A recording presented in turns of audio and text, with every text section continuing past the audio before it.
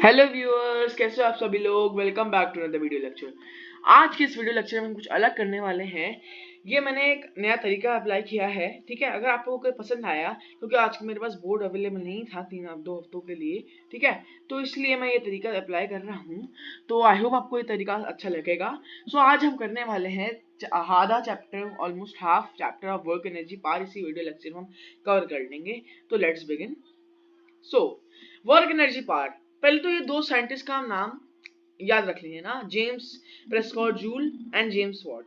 आप समझ तो गई होगी इन्होंने क्या क्या दिया है। इन्होंने जूल की जो हमारी यूनिट उनके नाम पे आई है, और जो वॉट है हमारी, वो जेम्स वॉट के नाम पे आई है, ठीक है। तो लेट्स बिगिन। अब पहले तो हम बेसिक से शुरू करते हैं। वर्क, वर्क क्या होता है सिंपल भाषा में देखो, कि आप कोई काम कर रहे हो। जैसे आप सपोज आप मेहनत करके पढ़ते हो, आप पढ़ रहे हो, आप 10 घंटे पढ़ रहे हो। साइंटिफिकली वो वर्क नहीं माना जाता। क्या साइंटिफिकली वर्क नहीं माना जाता, तो हमें आगे पता चलेगा। अब सिंपल है, हॉर्क है, हॉर्स है, ठीक है, वो एक कार्ट को पुल करके ले जा रहा है, तो horse is doing a work. Similarly a man climbing the stairs does work, है ना। तो अब हम बात कर लेते हैं कि a body drop from height falls towards the earth, ठीक है। It indicates that the earth exerts force of attraction on body. The gravitational force does work by pulling the body towards it. देखो हमारी body तो कोई work कर ही नहीं रही, वो तो सिर्फ गिर रही है, ठीक है। वो आप अब आके समझ आएगा।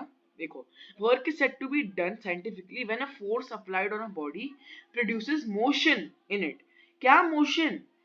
तो आ जाओ वापस चलते हैं यहाँ पे।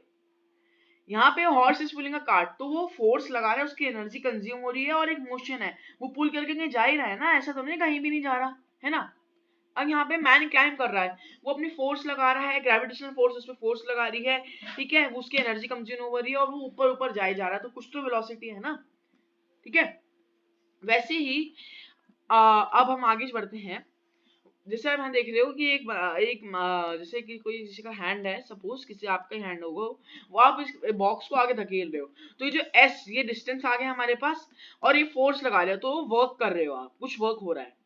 Work done in a moving body is equal to product of force exerted on the body or distance moved by the body in direction of force, or work done is equal to the product of force exerted by body or displacement of the body. यहाँ तो displacement most हम लिखते तो force into displacement, S is used for displacement इस case में, क्योंकि हमें पता है कि अगर एक बॉडी स्ट्रेट चले तो डिस्टेंस और डिस्प्लेसमेंट सेम होते हैं। तो आपको इस बात का ध्यान रखना है। हमारे पास जो वर्क का फॉर्मूला आता है, वो आता है work is equal to force into displacement. क्या? Work is equal to force into displacement. Let's begin, मतलब आगे चलते हैं। तो work is a scalar quantity. क्या? Work is a scalar quantity. Work can be positive, zero और negative. अभी मैं बताऊंगा कैसे।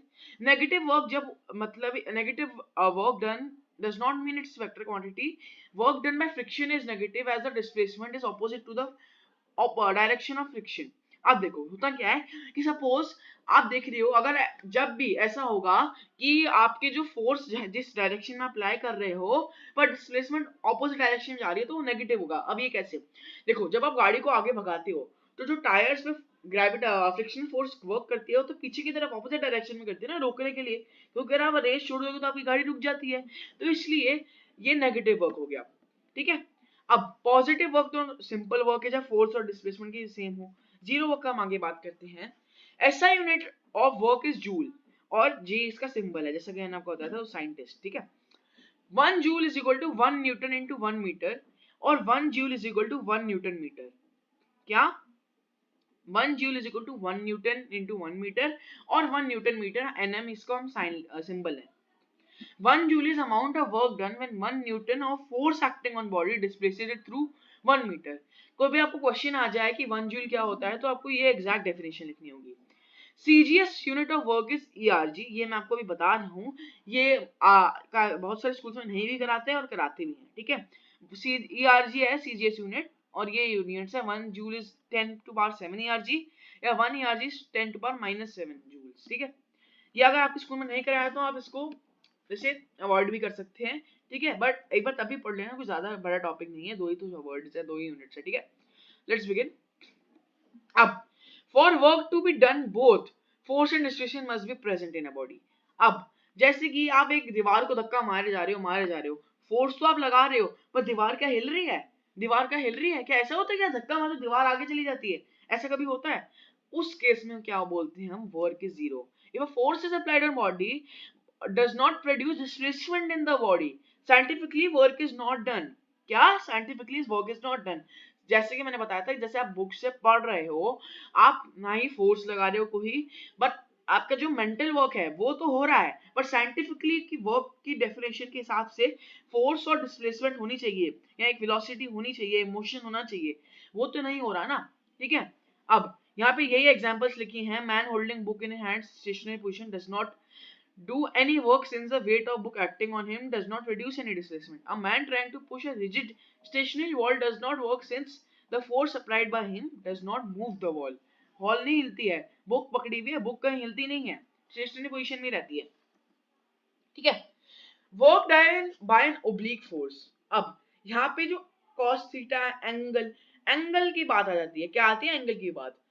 ठीक है, इन टू रेक्टेंगुलर कंपोनेंट्स। ठीक है, f sin theta acting in vertical direction does not displace the body in that direction, therefore work done complement। ये अरे देखो, मैं आपको पहले समझा देता हूँ। यहाँ पे आपको दिख रहा होगा कि जब ये मैन एक रोप से बांध के ये खींच रहा है, तो ये डिस्प्लेसमेंट ऑफ फोर्स के बीच में एंगल बन रहा है, इसे कहते हैं f cos थीटा। क्या, f cos थीटा, और sin थीटा आपके सिलेबस में अभी नहीं है। ठीक है, तो f cos theta acting in horizontal direction displaces the body in the direction. आप देख सकते हो, जब आपके पास cos थीटा की देखो वैल्यूज होती हैं, क्या वो मैं वैल्यूज आपको नेक्स्ट लेक्चर में बता दूंगा। तो वर्क डन के दो फॉर्मूले होते हैं, एक तो फोर्स इनटू डिस्प्लेसमेंट, और जब एंगल आ जाए एंगल, तो work is f cos theta force into cos theta into displacement. क्या, ठीक है, चलिए आगे बढ़ते हैं। Positive, zero and negative work, जैसा कि मैंने आपको बता ही दिया था। ठीक है, जैसे आप यहाँ पे कुछ एग्जांपल्स हैं। The work done is positive if the force acts on a body in direction of its motion. तो F force into displacement into cos theta है। ठीक है, तो work is equal to force into displacement जब cos theta is equal to 1, just straight work कर रहा है।